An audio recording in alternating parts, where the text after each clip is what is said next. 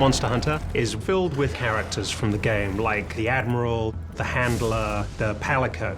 But if you know nothing of the game, you have very relatable characters that get you into the world. Let's go. We have a team of special operations soldiers. Copy that. Roll cameras. Tony Jaa is contributing his fighting skill. Milla obviously has great strength. She's the survivor. I definitely fell in love with this character and fell in love with the script. Who's better to kick ass and kill monsters than Milla Jovovich? Oh, yeah.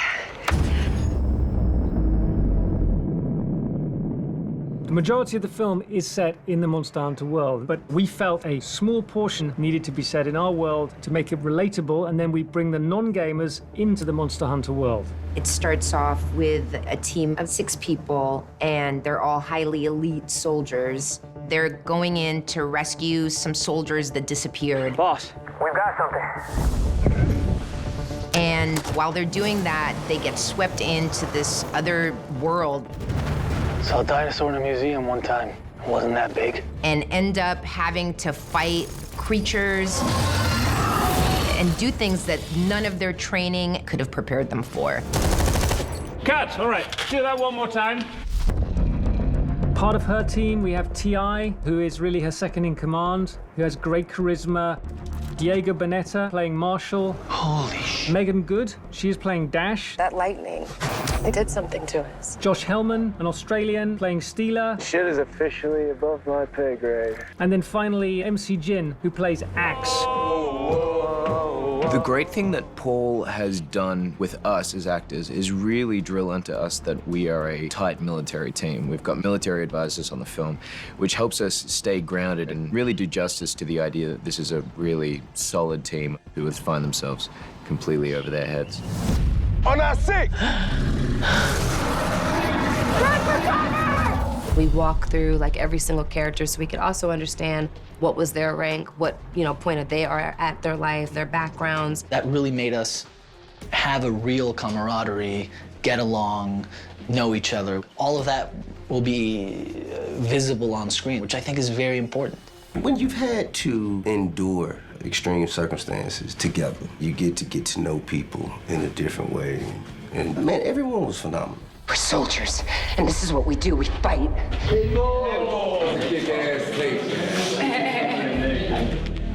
Milla, our Artemis, she just is very giving. Shows up for all of us, creates the atmosphere, and yeah, she's definitely that leader. You got it! Yes, ma'am. Yes, ma'am. But when you play the video game, you create your own avatar. And in many ways, that's what Artemis is. She's the avatar for the audience. She's a character from our world that is immersed in the Monster Hunter world and kind of has to experience it for the very first time.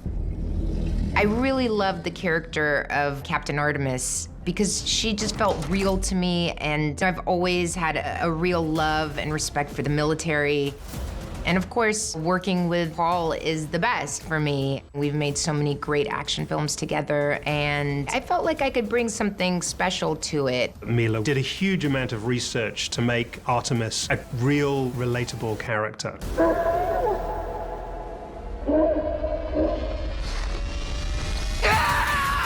What I felt was really important was to bring a real emotional factor to my character. And for that, I needed the discipline of a soldier. So I really made sure that every single day I was waking up at 3 and 4 in the morning, going to do like an hour of working out before we would start hair and makeup, and just make sure that that discipline carried on through the entire production. Milla is incredible. She brings a real inherent toughness and sense of honor, too, to Artemis, which I think is such an amazing quality for the film and for her character.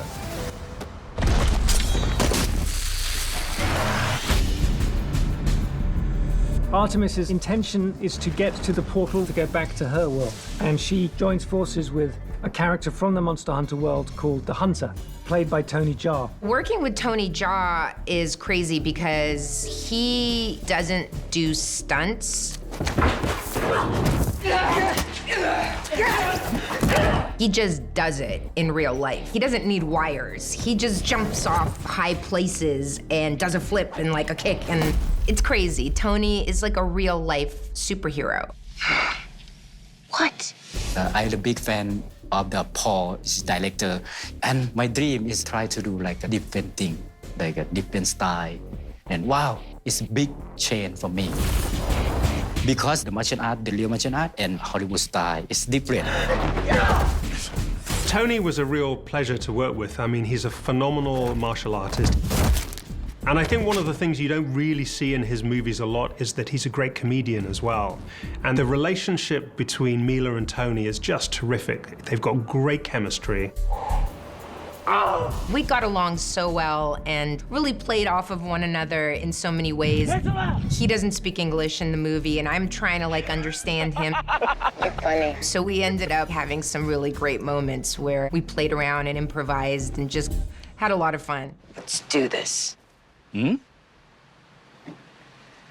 mind. Let's go. Then they are joined by a character called the Admiral, who has been sailing in these incredible ships on the Sea of Sand, and he's being played by Ron Perlman. Think fast. The Admiral is a man of authority, a man of gravitas, a lifelong warrior. Paul, in the adaptation, has wisely sprinkled in moments of lightness wherever he possibly can. He's helped create boyish enthusiasm, which is also infectious, and it is encouraging in a way that will open you up and get the best out of you. All right, shoot a movie, baby. Yeah, let's do it. Making movies, it's a big collaborative effort. It's almost like its own little army. And if you don't have the right leader, everything falls apart. Milla and Paul, they set the tone. It's a very organic, accept you as you are kind of environment. And I think all of us were positively affected by the filming. It really made my heart feel good to see all of these characters from the game come to life and be in one space physically in the real world. To see the Admiral along with Milla's character, I mean, it was a wonderful moment.